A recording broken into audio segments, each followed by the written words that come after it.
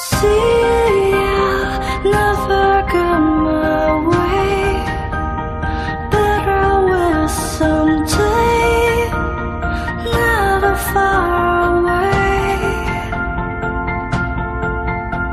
See, I'll never get my way, better one more day, never far away. 안녕하십니까. 강고집TV 운영자 강홍준입니다. 두 번째 방송의 주제는 신종 코로나 바이러스의 예방 팁 3가지를 말씀드리려고 합니다. 저는 보건소에서 10년 이상 감염병 예방 및 방역 업무를 일선에서 담당한 자칭 감염병 예방 전문가입니다. 먼저 바이러스는 어떤 놈인지 그놈의 특성부터 알아보겠습니다. 우리와 가장 친한 바이러스는 감기 바이러스입니다. 감기 바이러스는 항상 우리 가까이에 있습니다. 그 다음은 A형, B형, C형 독감 바이러스와 조류 독감 바이러스도 있습니다. 한편 신종 코로나 바이러스는 모양은 코로나 바이러스인데 DNA와 RNA가 약간 다르기 때문에 신종이라는 단어를 앞에 붙였다 생각하면 됩니다. 2015년에 우리나라 경제를 뒤흔든 메르스 바이러스와 2003년 중국을 괴롭힌 사스 바이러스도 일종의 코로나 바이러스입니다. 이외에 서아프리카에서 유행해 지구촌을 긴장시킨 바 있는 무서운 에볼라 바이러스도 있습니다. 어로인이 아닌 일반 국민들께서 잘 모르는 바이러스에 대한 지식을 알려드리려고 합니다. 바이러스라는 놈은 알코올이나 가산화수소 또는 포비딘 등의 소독약으로 사멸시킬 수 없습니다. 이들 알코올이나 가산화수소는 세균 소독제로는 아주 뛰어나지만 바이러스 소독제로는 적합하지 않습니다. 그 이유는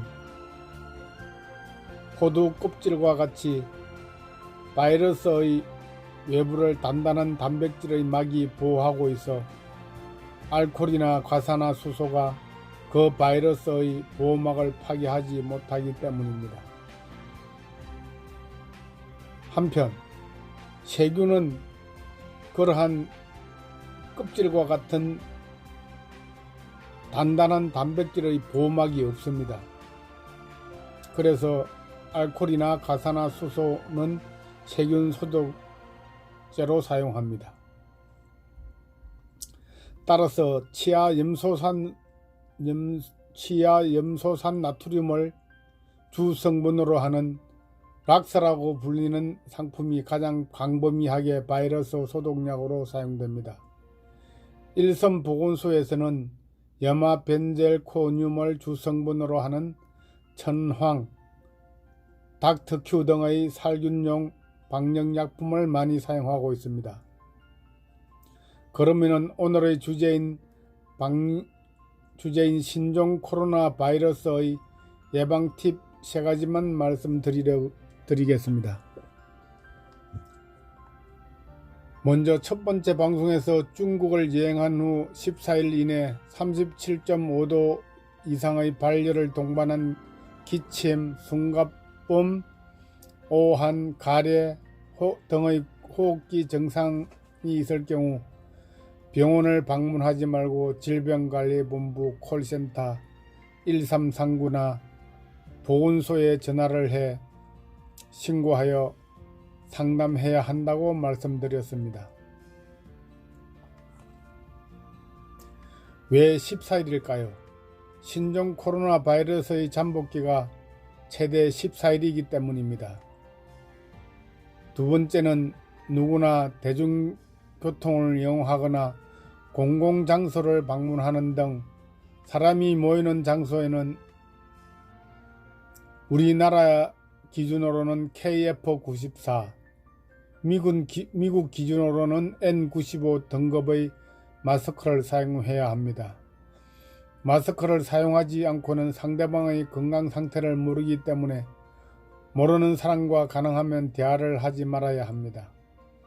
KF94나 N95 등급의 마스크가 없다면 일회용 일반 마스크라도 착용해야 합니다. 일반 마스크로도 비말로부터 약 80%는 보호해줍니다. 세 번째는 기가 후 또는 외부 활동 후 비누를 이용해 흐르는 물에 30초 이상 손을 꼼꼼히 씻어야 합니다. 손 씻기만 잘해도 감염병을 70% 이상 예방할 수 있기 때문입니다. 바이러스가 지하철이나 버스의 손잡이, 에스컬레이터 및 쇼핑카트의 손잡이, 사무실이나 교실의 문고리, 스마트폰 등을 통해 바이러스가 내 손에 묻어 나의 입이나 코나 눈으로 들어가 감염될 수 있기 때문입니다. 바이러스라는 놈은 피부를 통해 감염될 수 없습니다. 그러나 나도 모르게 바이러스가 묻은 다른 사람이 만진 손잡이 등을 만지고 나도 모르게 나의 손은 나의 입, 나의 코, 나의 눈을 만짐으로써 바이러스가 내 몸으로 침투할 수 있습니다. 그러므로 집에 귀가해서는 샤워를 하는 것이 좋겠으나 어려운 경우 간단하게 세수라도 해야 합니다. 따라서 우리 모두 개인 위생을 철저히 지켜 신종 감염병으로부터 나와 나의 가족을 지킵시다. 경청해 주셔서 감사합니다.